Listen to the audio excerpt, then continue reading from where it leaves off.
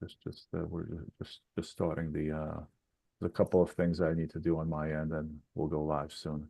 Okay. Okay.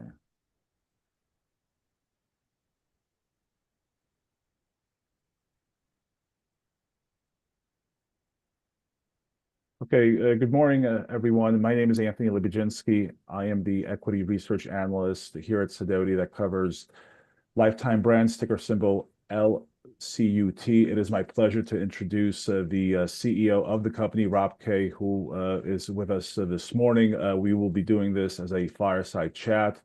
We will have a total of 30 minutes. I will kick it off with questions, and we'll take questions from the audience as time permits at the end.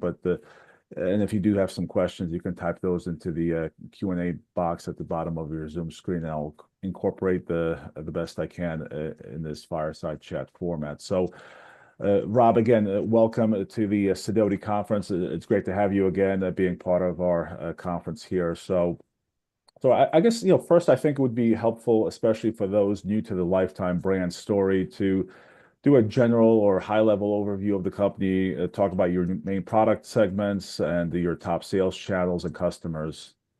Sure, Anthony. Again, thank you for hosting us. Glad to be here. So Lifetime Brands is a consumer durables business. We make stuff used in the home, used every day.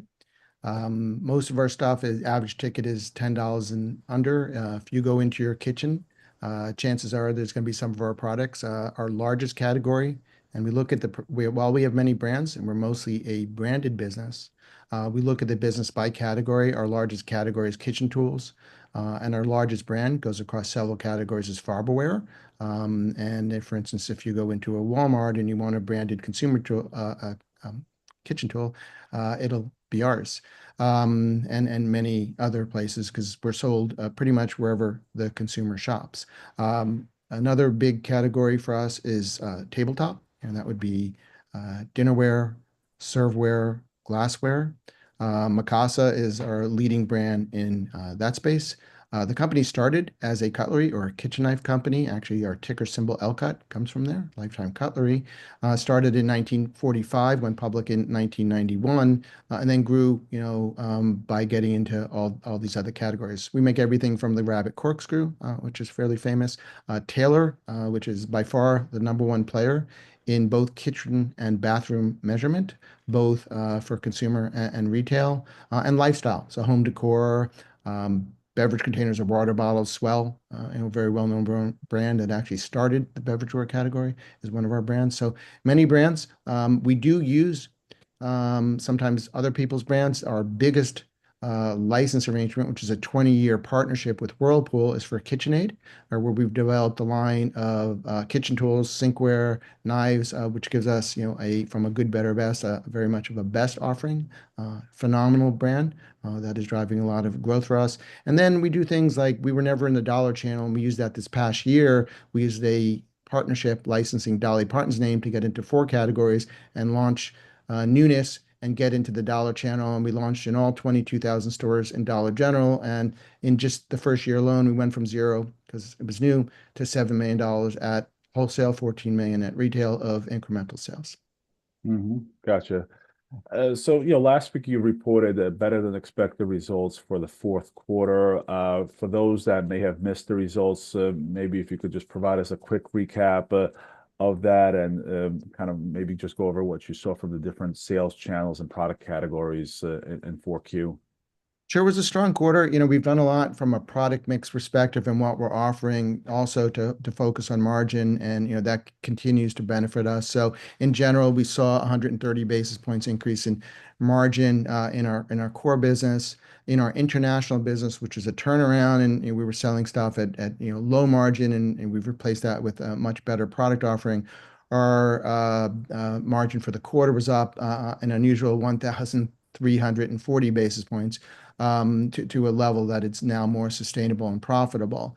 So we saw growth in the international channel, but we also saw growth in the U.S. business, in particularly e-commerce, and our e-commerce sales or revenues as a percentage of total revenues was 24% in the quarter.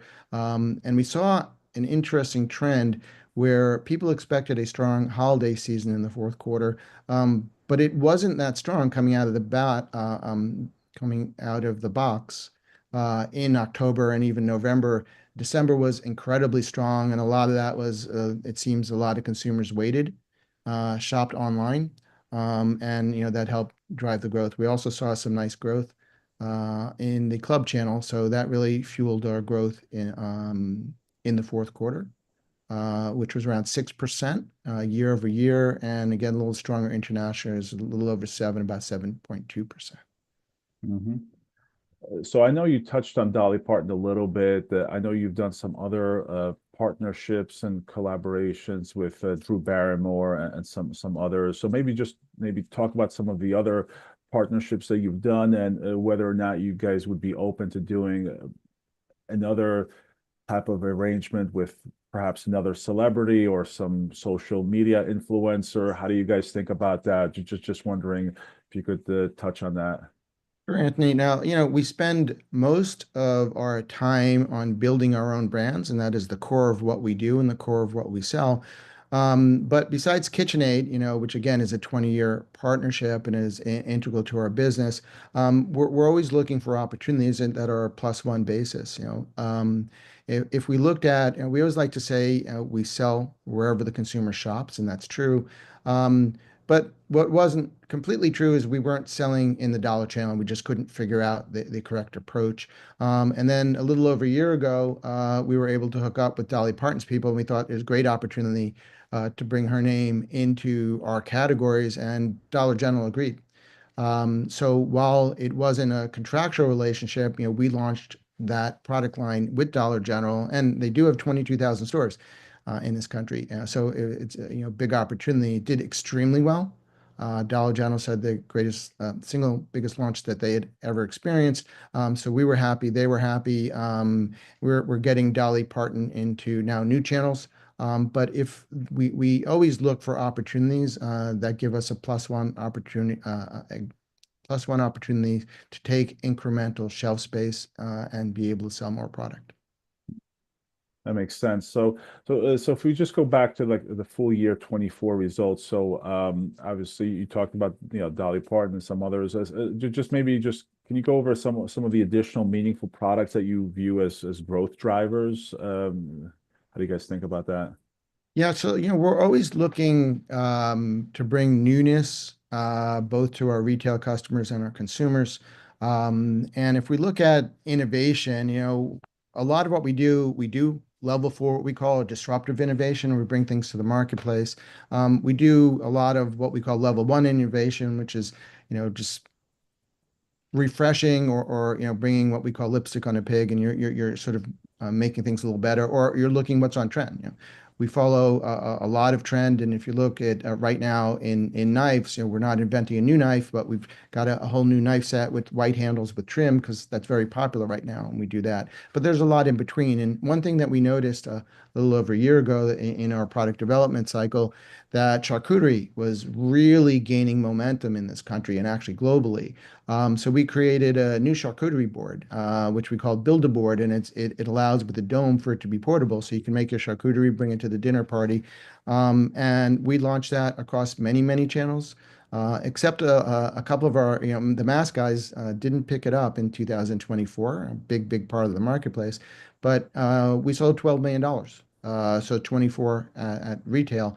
And we would have sold a lot more, but we kept on running out of stock. It's a way of staying on trend. And that drove a lot of incremental growth for us, and big market share gains in cutlery, where we already have a number one position, but grew a lot from that number one position with this new product introduction. All right, this sounds definitely an exciting opportunity for you. So, with the ongoing macroeconomic, geopolitical, and tariff uncertainty, how do you think that Lifetime Brands is positioned with its price points, its products, and potential market share gains?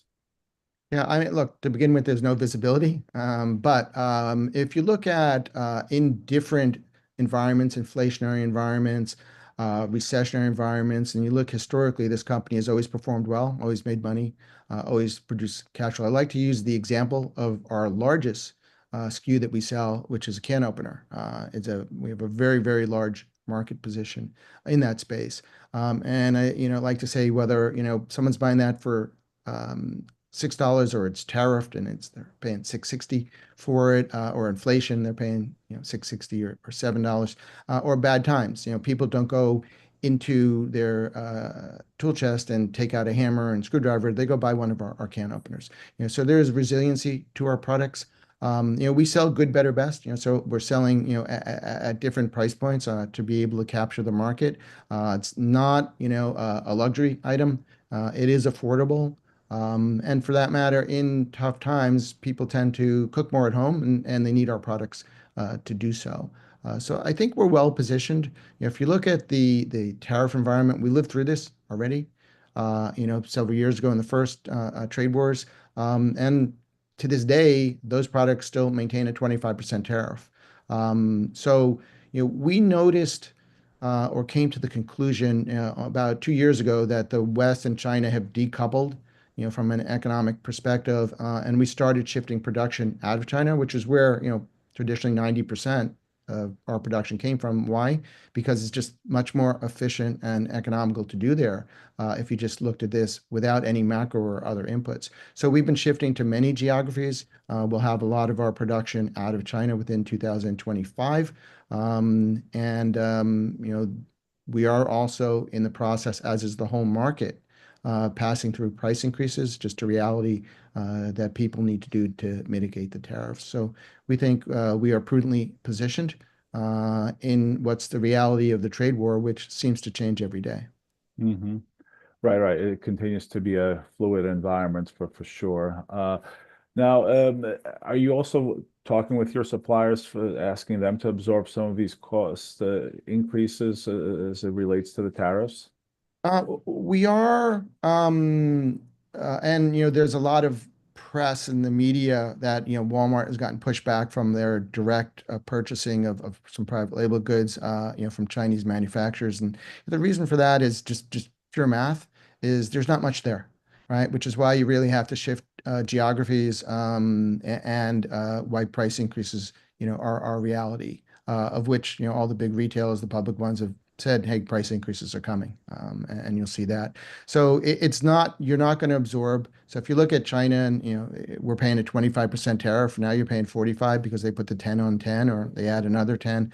That can't be absorbed through cost reductions. You can get a little, but the majority is going to come from the other strategies that I mentioned. Mm-hmm. Got it. So just shifting gears, so when I look at your business, obviously the vast majority of your business is based in the US, though the last year about 8% of your annual sales came from your international segment, which has admittedly struggled with profitability.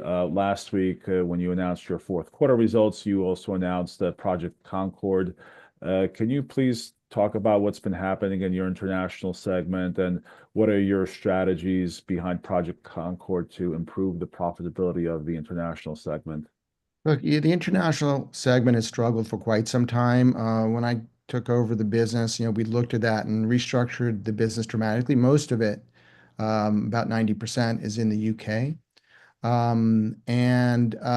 So one of the things we needed to do first is as we delved into the details of that business, we were selling money at negative margin, so we had to restructure the product offering, and we feel comfortable that we've done that, and that's actually starting to drive some of the growth you've seen in the last 2 quarters in that business and the dramatic improvement in gross margin. But the bulk of that business, it is losing money, lost over $9 million in 2024, and we need to eliminate that. So a lot of what we have done is going to drive a big improvement in profitability in 2025, but not to break even. And the pace is just too slow. So that's why we launched Project Concord, which is, as opposed to running it as a complete standalone, which traditionally it was, it'll be much more integrated into the global business. And therefore, we can be much more efficient and remove cost. And that will drive us, as well as several other things, including reduced inventory of excess inventory that is there. We'll monetize that, to improve the cash flow. But that we believe will get us to a break-even level in the business run rate by the end of the year because there's going to be a lot of cost to get there and it's going to take some time. And that's the purpose of Project Concord is we're not comfortable in just improving that business this year. We need to get it to break even and then look at our strategic options to drive value from there. Hmm.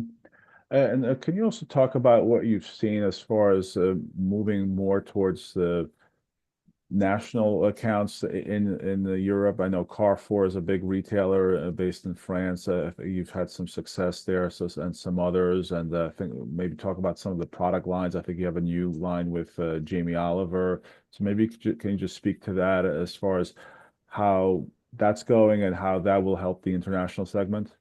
Sure. So two core strategies that you bring up in terms of how we've restructured the business, Anthony. One is that the traditional sales channels that that business was going was the independent, what you see in this country, the independent gourmet, or over like in the UK, it's called, cook and dine shops. Great businesses, wonderful shops, but they're in tremendous decline, both here and particularly over in Europe. So we needed to shift into, where people were shopping, and that would be, grocery and large national retailers. So if you look at, Dunelm is a, great retailer that's doing well in the UK that, we're now, building a good business there. Other people like Tesco and Next, and you mentioned a few names. So we shifted from a distributor model to a direct model because we had critical mass and we're selling some large chains like in France, Carrefour and Leclerc, Edeka in Germany, Americo in Denmark, which I think is 184 stores, about 60% of the market, and it's driving a lot of growth. And it's one of the things that you've seen in the last 6 months, and you'll see it more in 2025. These are healthier channels and all new, so it's all incremental business, and it's going to drive a lot of what we're doing. So the go-to-direct model and selling to these channels is going to improve our business. The other thing is, we needed volume. So we look at, where as we, build the portfolio, good product lines that we can offer.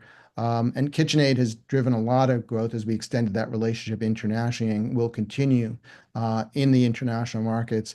But in dinnerware, we hooked up with Jamie Oliver, who, interesting enough, is very popular in the Commonwealth countries. But if you look at the book authors in the UK, the number two selling author is Jamie Oliver, not the number two selling cookbook author, just behind J.K. Rowling. So it's very, very popular. And we launched a new Jamie Oliver line. There's two levels, a better and a best. It's so far the sell-through has been tremendous. We hope that's a good sign of things to come. Gives us another great offering of a brand that's very popular in a lot of the markets we go after. In Australia, which is a big growth opportunity for us, which we've been growing nicely. Again, we launched with the largest retailer in Australia, Myer, and the initial sell-in sold through, I believe it was 6 weeks. I may be incorrect. So KitchenAid, Myer, Swell is doing very well international. So we're trying to get brands that are playing very well and build our portfolio with those brands. Mm-hmm. Gotcha. Okay, that makes a lot of sense.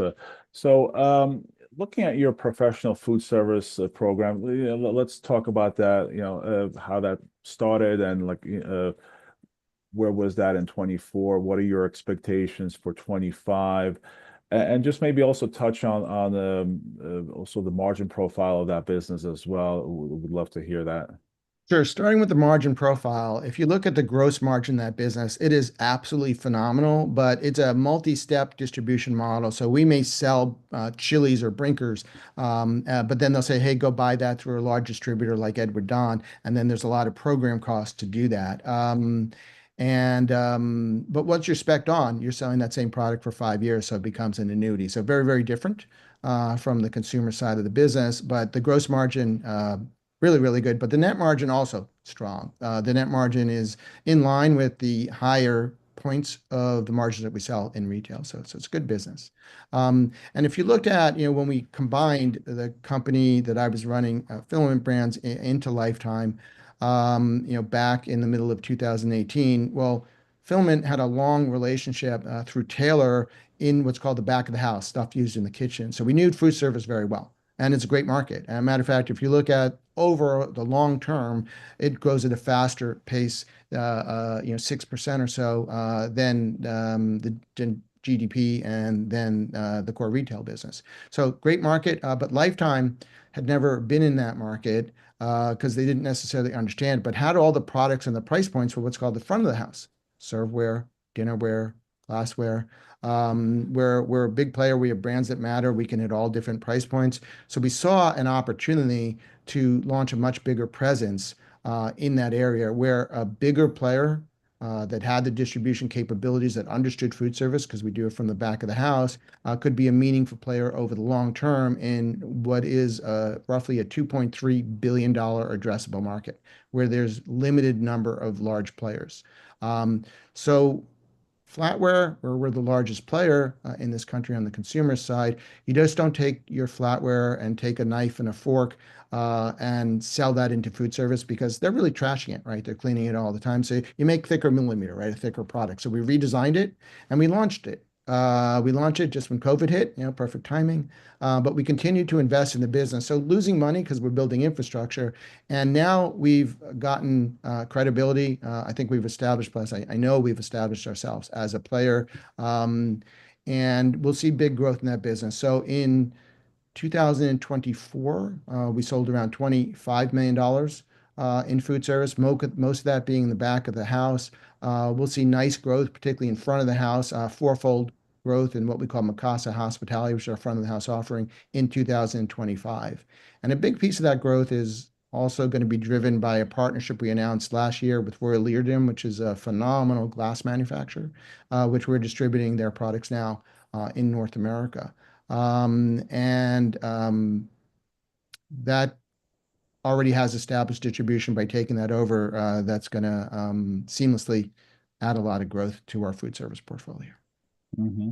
Gotcha. Okay, that makes a lot of sense. And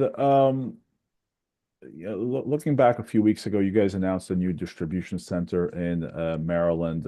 Can you talk about how this will help with the expected growth of your business and managing your distribution costs? Yep. So the driving factor of moving to Maryland from southern New Jersey is really cost containment. So we'll avoid tens of million dollars of cost increase as opposed to just driving down cost tens of million dollars. So yeah, the benefit is really staying cost neutral. But we also spec a facility that is 50% greater than our New Jersey facility. And that 50% incremental space, because it's a build to suit, our builder slash landlord has agreed to 100% of that incremental cost. We will not be charged for the first 3 years. That gives us the ability to grow into that space. We can use it day one, then obviously we're paying nothing for a big part of our distribution center. And that'll be a benefit. We'll get some automation, some efficiencies, and we'll utilize that space. We have plans to, which will improve efficiencies. Maryland, we worked with on a very cooperative basis. They are giving us $13 million of subsidies to offset our costs, which would include $10 million of capital that we'll be spending for this facility over 2025 and 26, roughly evenly between those 2 years. Mm-hmm. Gotcha. Got it. Okay. So, just wanted to incorporate one quick question that we did get from the audience. So, as you look to do all these sourcing changes for in terms of your product sourcing, moving away from China, what do you think as far as your ability to maintain or expand gross margins this year and next? Yeah, no, it's a great question. Look, we're focused on execution risk, and we have substantial systems, particularly on the quality side, that are proprietary, that have managed these moves. And that's really our focus, in 2025 is, continuity, which we think we're well positioned and positioned extremely favorably versus most of our competition. Really also with the price increases that are happening in the marketplace, our focus is to maintain and then grow through product and market share gain our gross margin dollars. So we're not looking and we're not focused on increasing our gross margin percent in this environment as we've been dramatically increasing through the changes that we've discussed over the last couple of years. Mm-hmm. Gotcha. All right. And then shifting gears now to acquisitions. So you've done some acquisitions in the past. How do you guys think about that in the current environment of, what types of companies would you be looking for to acquire? To me, it seems like maybe in the commercial food service business may make sense. But also, can you just talk about valuation multiples as to what you're seeing nowadays? So we've seen multiples in general come down across the different types of end markets that you're looking at. Food service is definitely somewhere where we want to be aggressive. It does carry slightly higher multiples, and I talked about the end markets being slightly higher than GDP, so it makes sense that you're paying a higher multiple for it. So the math all works out. We're always looking at fold-in acquisitions that are highly accretive, from day one. In Our strategy is core to be looking for businesses that give us either margin expansion or growth opportunities on the top line and get us into new categories. We've been actively looking in the outdoor space, in pet, which we're not players in, and we just sort of dabble a little bit. We think we would do much better with a brand that's established in that place and people that are active in that space more than we are. And that's why an acquisition would be good in food service. It's really speed to market and to be able to grow faster and get a good return with that investment because we've built this infrastructure. We've been funding it for the past couple of years. We're extremely well positioned and we'll get there, but we'll get there faster if we include acquisitions in our growth. Mm-hmm. Gotcha. So, historically, your business has generated very healthy free cash flows. Obviously, you're going to be spending a little bit more than usual on CapEx this year, next, because of the new distribution center. But after you get past that, CapEx is still going to be fairly minimal. So, fairly asset-light model, good, pretty good free cash flow. So, can you just talk about what your top capital allocations priorities are? Yeah, sure, Anthony. So look, it's in our mind, very, very strong free cash flow model, right? As you point out, it's asset light. We have occasionally, like we're doing in Hagerstown, Maryland, some uses of capital short term, still will generate cash. So it is a very strong, which is why, we always delever in all environments, and we continue to delever, on an absolute basis every year and all the time. We also though pay a dividend. We have no intention of changing that, and we'll maintain our dividend. And so we're using a bit of cash for that. We do use our balance sheet for working capital on a competitive basis from time to time. So when we picked up nice market share, in the few years ago in the global supply chain crisis, because we could use our balance sheet to build up inventory. A lot of our competition can't. For that matter, we'll do something similar as we shift production against people that don't have that capability. So we do use it as an offensive weapon. Obviously, when bad times, we use it as defensive weapon because it's very strong. And then, we have tremendous amount of liquidity. While we're very disciplined, we do see M&A as a good value creation vehicle for us, and we'll use money for that. Obviously, we will, look to quickly delever for any leverage that we would take on in conjunction with an acquisition. Mm-hmm.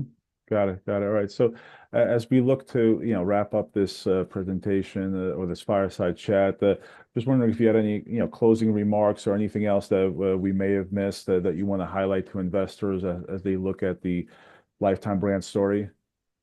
No, Anthony, look, we appreciate, your coverage and interest. I think for us, we are really focused on trying to get our story out there. We view that our story is just not necessarily understood and not necessarily spread out.